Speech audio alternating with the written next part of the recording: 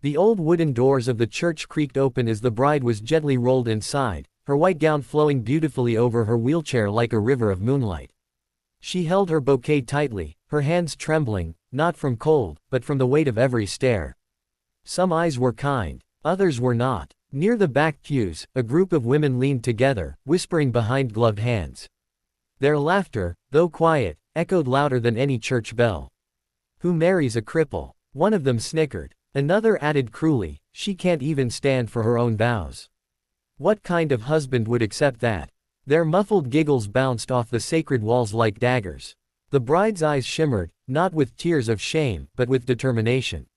She had endured this before, through every doctor's visit, every sideways glance in town, but today, she carried hope in her heart. Today, she was not alone. What the bullies didn't see, what they couldn't see, was the tall figure standing just behind them. Silent, immovable, his shadow stretched across the floor like a warning. The cowboy's jaw was clenched, his gloved hand resting on the back of the pew, his eyes fixed not on the bride, but on those who dared mock her. They laughed at her weakness. But they were moments away from discovering her greatest strength, was the man who chose her. The bride steadied her breath as the pastor signaled for everyone to rise. Those seated stood up with a rustle of fabric and polished boots, everyone except her. For a moment, the room fell silent. The women in the back smirked, certain they were witnessing humiliation. But then, footsteps echoed down the aisle. The cowboy moved with the quiet strength of a storm on the horizon, calm, but carrying the promise of thunder.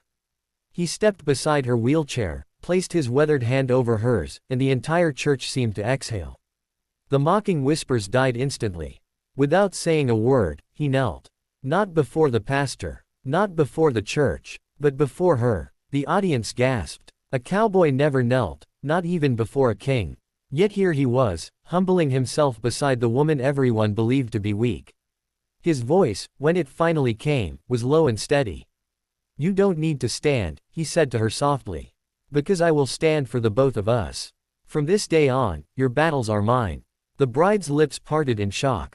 Tears spilled down her cheeks, not from sorrow, but from the overwhelming realization that this man didn't choose her in spite of her condition, he chose her because he saw the soul beneath it. Those who mocked her felt the ground shift beneath them.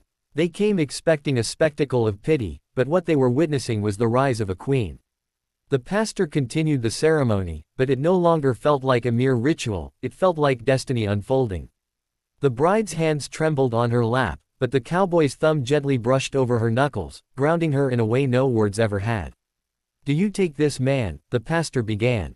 Before the pastor could finish, a loud snicker came from the back.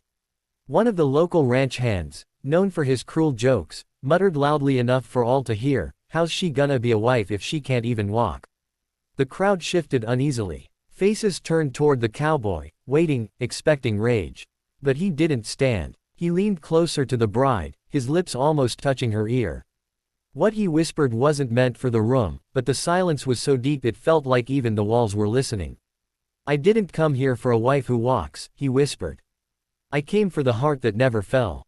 The bride's breath caught. The entire church froze, not from shock, but from reverence. Then he stood, not in anger, but in declaration. Turning toward the congregation, his voice rang out like a command from heaven itself. "You laugh because you see weakness," he said, eyes blazing. "But this woman has endured storms most men would die in. She is not less, she is more. And if anyone believes otherwise, they may leave now." No one moved. No one dared. At that moment, the bride was no longer seen as someone to be pitied, but someone to be respected. The church fell into a holy silence. Even the air seemed to pause. The pastor, his voice shaking with emotion, continued the ceremony.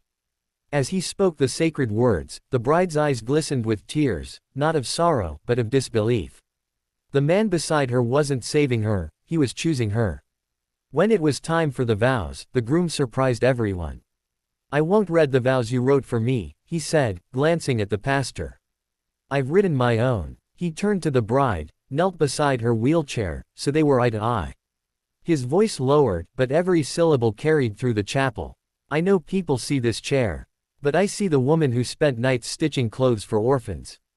The woman who gave away her own blanket in winter to a widow. I see strength disguised as gentleness. The bride covered her mouth, tears spilling down her cheeks. He continued, his voice thick with emotion. I don't vow to take care of you, because you are not fragile. I vow to stand beside you because your courage humbles me. I don't vow to lift you up, because your spirit already soars higher than any I've known. Instead, I vow this. He placed a hand gently over her heart. I vow to spend the rest of my life proving that you were never the one who needed saving. It was always me. Gasps echoed around the room. Even the bullies who had mocked her lowered their heads in shame. The bride tried to speak, but only one trembling whisper escaped her lips. I never thought I would be seen. The cowboy smiled gently. You were always seen. They just weren't worthy of witnessing you. And in that moment, the world changed. The pastor's voice echoed softly as he pronounced them husband and wife. But before anyone could react, the groom did something no one expected.